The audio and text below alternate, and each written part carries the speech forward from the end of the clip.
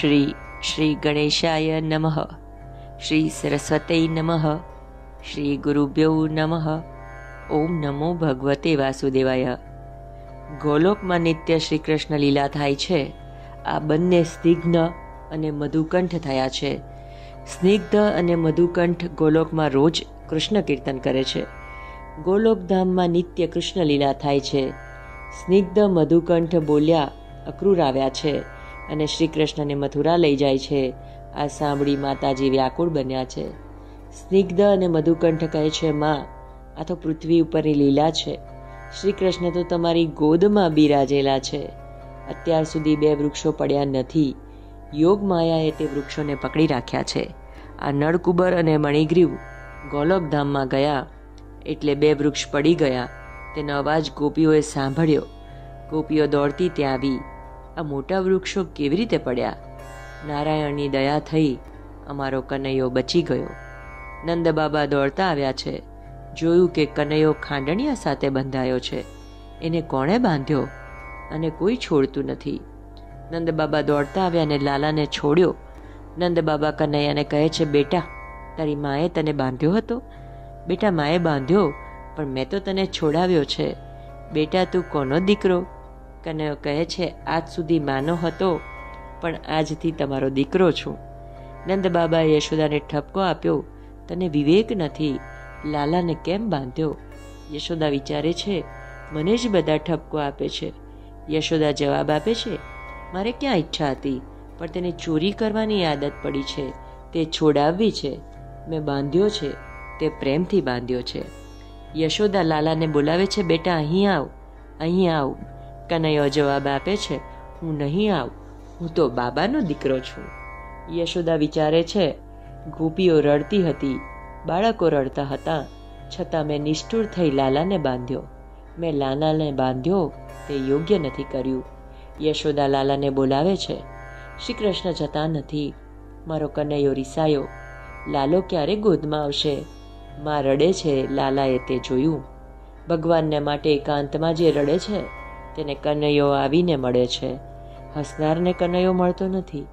યશોદાજી રડવા લાગ્યા. શ્રી કૃષ્ણથી આ સહન થયું નહીં. કનૈયો દોડતો આવી માની ગોદમાં બેઠો. પિતાંબરથી માના આંસુ લૂછ્યા. માએ પ્યાર કર્યો. છોકરો કેવો ડાહ્યો છે. માતાજી લાલાને કહે છે, બેટા, મેં તને બાંધ્યો તે મેં ભૂલ કરી છે. બેટા, મેં તને બાંધ્યો તે મનમાં રાખીશ નહીં, તું ભૂલી જા. કનૈયો માને કહે છે, માં, હું બધું ભૂલીશ, પણ તે મને બાંધ્યો તે ભૂલીશ નહીં. માં, થોડા સમય પછી હું દ્વારકાનો રાજા થઈશ. માં, પણ હું બરાબર યાદ રાખીશ. યશોદામાએ મને બાંધ્યો હતો. માં, હું તને છોડીને જઈશ, પણ તારો પ્રેમ ભૂલવાનો નથી. તારો પ્રેમ બંધન કનૈયો કદી ભૂલશે નહીં. માં, હું રૂકમિણીનો નહીં, કોઈનો નહીં, પણ તારો બંધાયેલો છું. આ ગોકુળની મુખ્ય લીલા છે.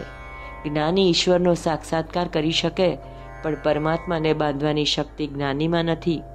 ભક્તિ જ ભગવાનને બાંધી શકે છે. જ્ઞાની બ્રહ્મનું ચિંતન કરતાં કરતાં બ્રહ્મમય થઈ શકે છે, પણ અનન્ય ભક્તિ જ ભગવાનને બાંધી શકે છે.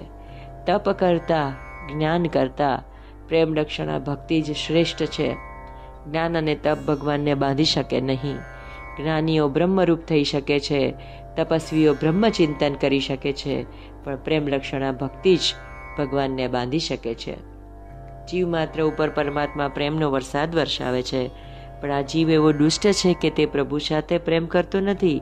પ્રભુમાં પ્રેમ જગાડવા માટે પ્રભુના ઉપકારોનું વારંવાર સ્મરણ કરો. હું પરમાત્માનો ઋણી છું. આજથી એવી ભાવના કરો કે ઠાકોરજીને લીધે હું સુખી છું. પ્રભુની કૃપાથી હું સુખી થયો છું. એવો વારંવાર વિચાર કરશો તો પ્રભુમાં પ્રેમ જાગશે. પ્રાપ્ત સ્થિતિમાં સંતોષ માનશો તો પ્રભુમાં પ્રેમ જાગશે. પરમાત્મા બીજું કાંઈ માંગતા નથી. જીવ મને પ્રેમ આપે.